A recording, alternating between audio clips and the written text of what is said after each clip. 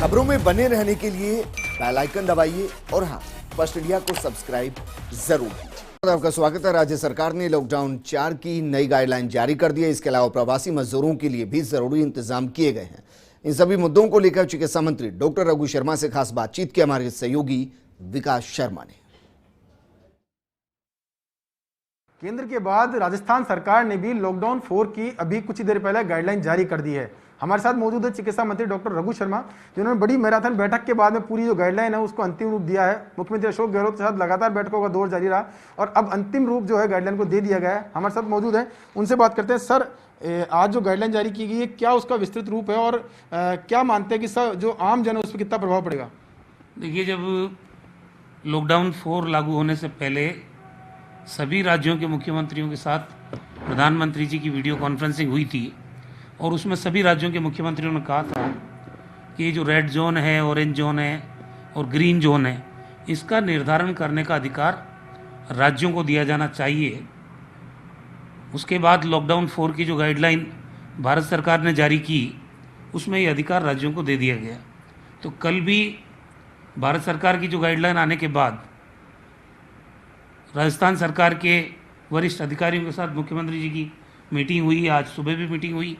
उसके बाद हमारे यहाँ से भी गाइडलाइन जारी हुई है। उसमें कोई ज़्यादा परिवर्तन नहीं है, क्योंकि जो पाबंदियाँ पहले थी, अधिकांश पाबंदियाँ तो वो जारी हैं।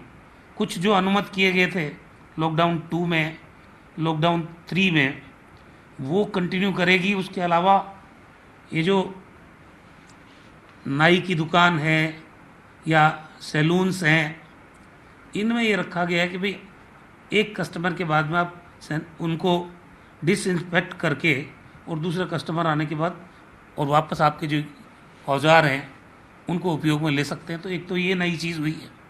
दूसरी, मिठाई की दुकानें और दूसरी दुकानें तो पहले ही खोल दी थी।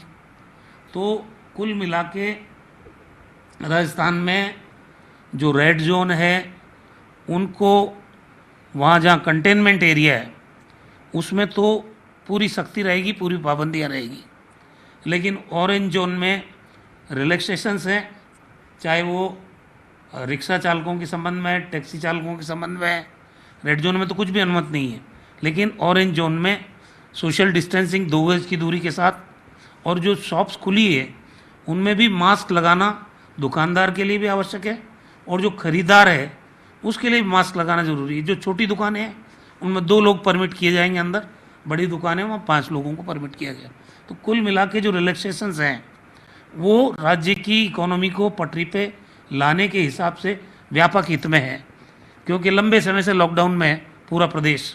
तो जब हम फैक्ट्रीज़ खोल रहे हैं तो फिर सप्लाई चेन और जो कंज्यूमर्स के पास फैक्ट्री का प्रोडक्ट पहुँचे और एक साइकिल घूमे, उसके उद्देश्य से जो छूट दी गई है वो सारी छूट जनहित में है। इसके अलावा जो हमारे बाहर से आने वाले विदेशों से जो अलग अलग फ्लाइट से अब आना शुरू हो रहे हैं, उनके लिए भी जो लोग यहाँ जिन हवाई अड्डों पर उतरेंगे, राजस्थान में 5 जगह हैं, जयपुर है, बीकानेर है, जैसलमेर है, जोधपुर है, उदयपुर है, वो लोग आवश्यक रूप से 14 दिन के क्वारंटाइन में उसी जगह उनके मूवमेंट्स की इजाज़त एक्सेप्शनल केसेस को छोड़ के नहीं दी जाएगी। सर, बात करें प्रवासी राजस्थानियों की, तो अभी जो राजस्थानी बाहर से आ चुके हैं और सर्विलांस जो की गई है, करीब 500 से ऊपर केस पॉजिटिव निकल गए हैं। क्या मानते हैं, सरकार की जो सर्विलांस जो की गई उसी का नतीजा है या फिर लाखों की संख्या में हमारे अन्य राज्यों से माइग्रेंट लेबर आए हैं? लॉकडाउन अचानक लागू होने की वजह से कई लोग फंस गए थे दूसरे राज्यों में, वो लोग आए हैं। कई लोग अभी प्रोसेस में है आने के में। हमारे प्रवासी राजस्थानी बड़ी संख्या में आ चुके हैं, आ रहे हैं या भविष्य में आएंगे। ये हमारी सतर्कता का ही परिणाम है कि हमने 558 लोगों को, जो आने वाले लोग हैं उनमें से पॉजिटिव के रूप में चिन्हित किया है।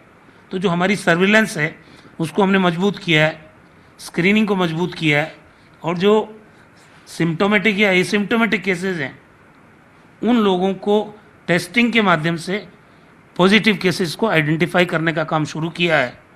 मुख्यमंत्री जी ने पहले ही कह दिया कि सर्वाधिक जहाँ पर लोग आ रहे हैं बाहर से, चाहे वो सिरोही है, जालोर है, वहाँ पे टेस्टिंग फैसिलिटी शुरू करो, पाली में डबल करो, नागौर में टेस्टिंग फैसिलिटी शुरू करो, हमारे इसके अलावा अलवर में और गंगानगर में, बांसवाड़ा में और चित्तौड़ में टेस्टिंग फैसिलिटी शुरू करो। तो ये जहाँ पर टेस्टिंग फैसिलिटी थी नहीं, वैसे तो हमको पूरे ज़िलों में करनी है, 33 के 33 ज़िलों में, लेकिन इन पे प्रायोरिटी पे हम टेस्टिंग फैसिलिटी भी शुरू कर रहे हैं। जोधपुर में जो वर्तमान क्षमता है उसको तिगुना करने का इरादा है आने वाले समय में।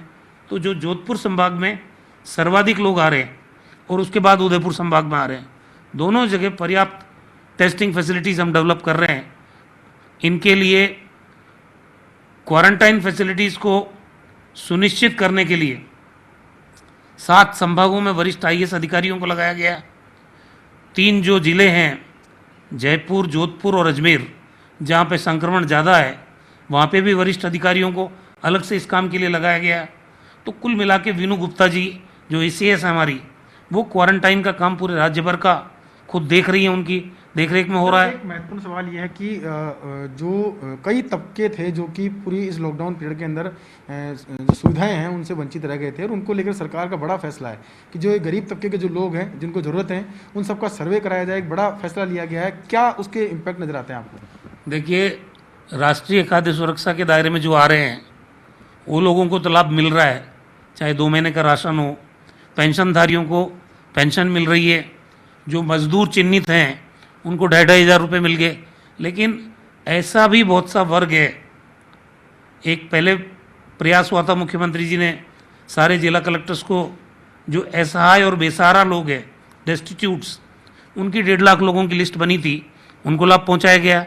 अब ऐसे लोग जो बाल काटने का काम करते हैं, कपड़े धोने का काम करते हैं, रिक्शा चलाने का काम करते हैं, ऑटो रिक्शा चलाने का काम करते हैं, घुमंतू जातु के लोग हैं, इस तरह के बहुत बड़े पैमाने पर राजस्थान में एक सर्वे और हो रहा है जिसमें जो वंचित वर्ग है उन लोगों को भी इंक्लूड करके उनको सरकारी सहायता के दायरे में लाया जा रहा है।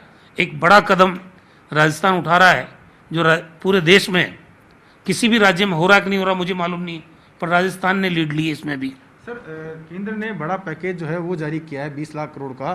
क्या मानते हैं कि उस पैकेज का राजस्थान को कितना लाभ मिलेगा, और अगर लाभ नहीं मिलता है तो उसके लिए क्या केंद्र को और करना चाहिए? सर देखिए, ये तो वित्त विशेषज्ञ बता सकते हैं, क्योंकि मैं कुछ बोलूँगा तो लोग कहेंगे राजनीति हो रही है। धीरे धीरे आम आदमी को समझ में आने लग गया है ये पैकेज का मायना क्या है और इससे राज्य को क्या मिलेगा। कर्ज कोई पैकेज नहीं होता है मेरी नज़र में। आम आदमी की जेब में क्या जा रहा है, प्रदेश के इकोनॉमी को संभालने में प्रदेश के खजाने में कितना रुपया जा रहा है, जिससे प्रदेश इस महामारी के दौर में जो पटरी से उतर गई है प्रदेशों की इकोनॉमी, उसको संभालने में मदद मिलेगी कि नहीं मिलेगी, ये बहुत महत्वपूर्ण चीज़ है। तो वही देख रहे हैं, हमारे वित्त विभाग के अधिकारी भी देख रहे हैं, सारे वित्त विशेषज्ञ भी देख रहे हैं कि ये जो 20 लाख करोड़ का पैकेज है इसकी सच्चाई क्या है, इसको खोजने में लगे हुए लोग बाग। तो ये अब सबसे पहला जो प्राथमिकता का काम राजस्थान में मुख्यमंत्री जी करना चाह रहे हैं वो है क्वारंटाइन। लाखों की संख्या में दूसरे पड़ोसी राज्यों से लोग हमारे राजस्थान में आ रहे हैं, प्रवासी राजस्थानी भी आ रहे हैं, वो आए, उनका हम वेलकम करेंगे, लेकिन उनका भी कर्तव्य बनता है कि वो अपने आप को 14 दिन के आइसोलेशन में या क्वारंटाइन में रखें यहाँ आए तो, ताकि जो प्रदेश के लोग 50 दिन के लॉकडाउन में बैठे हुए हैं अनुशासन के साथ, उनमें संक्रमण नहीं फैले। और जो गाँव में रहने वाले लोग हैं उनका भी कर्तव्य बनता है कि वो आवश्यक रूप से इन लोगों को, चाहे ये सगे हैं, संबंधी है, परिजन हैं, इनको क्वारंटाइन में आवश्यक रूप से रखें ताकि गांव हमारा सुरक्षित रहे। और इसके लिए व्यापक इंतजाम किए हैं सरकार के द्वारा। होम क्वारंटाइन है, इंस्टीट्यूशनल क्वारंटाइन है, कोविड केयर सेंटर है, और जो डेजिग्नेटेड कोविड हॉस्पिटल्स हैं उनका लाभ लेना चाहिए। राजस्थान में एक वातावरण बनना चाहिए कि जिस अनुशासन के साथ 50 दिन हम लॉकडाउन में रहे हैं, उसी अनुशासन के साथ हमारे आने वाले प्रवासियों को हम क्वारंटाइन में रख देंगे। अगर 14 दिन के तो राजस्थान बचेगा और हमारे ग्रामीण इलाका बचेगा। यही हम अपील कर रहे हैं, बार बार विज्ञापन भी आ रहे हैं और जागरूक भी हैं लोग, जगह जगह गाँव में कमेटी बनी हुई इसके लिए। और सरकार इसको सुनिश्चित करेगी कि जो सरकारी क्वारंटाइन में रह रहे हैं उनको किसी प्रकार की कोई दिक्कत नहीं हो, क्योंकि क्वारंटाइन सज़ा नहीं है, ये आपकी ज़िंदगी बचाने के लिए किया जा रहा है। किसी को मज़ा नहीं आता कि हमारे अपने प्रियजनों को हम क्वारंटाइन में रखें 14 दिन, लेकिन ये बीमारी, ये महामारी, इसका प्रकोप इस तरह का है कि एक बार ये फैलने लगती है तो फिर ये संक्रमण किसी के बस की बात नहीं है रोकना। इसलिए हमने तमाम इंतजाम किए हैं, सर्वे किया जा रहा है, सर्वे करने के अलावा स्क्रीनिंग हो रही है, रैंडम सैम्पलिंग हो रही है, टेस्टिंग के बाद जो पॉजिटिव केस हैं उनको आइडेंटिफाई किया जा रहा है। लेकिन उसके बावजूद भी आम आदमी की सावधानी और आम आदमी का अनुशासन क्वारंटाइन के प्रति वही राजस्थान को बचाएगा, इसलिए हम बार बार अपील कर रहे हैं सबको। तो ये थे हमारे साथ चिकित्सा मंत्री डॉक्टर रघु शर्मा, जिन्होंने बताया कि किस तरह से इस वक्त सरकार जो है लगातार प्रयास कर रही है, साथ ही आमजन से अपील भी करी है कि वो क्वारंटाइन फैसिलिटी जो है उसकी 100% पालना करे। अगर ऐसा कर पाएंगे तो निश्चित तौर पर राजस्थान जो है कोरोना से जीत हासिल कर पाएगा। कैमरा पर्सन सोहन के साथ Vikas Sharma, first India news, Jaipur. इस बुलेटिन में फिलहाल इतना ही, लेकिन आप बने रहिए फर्स्ट इंडिया न्यूज के साथ, क्योंकि खबरों का सिलसिला लगातार जारी है। नमस्कार।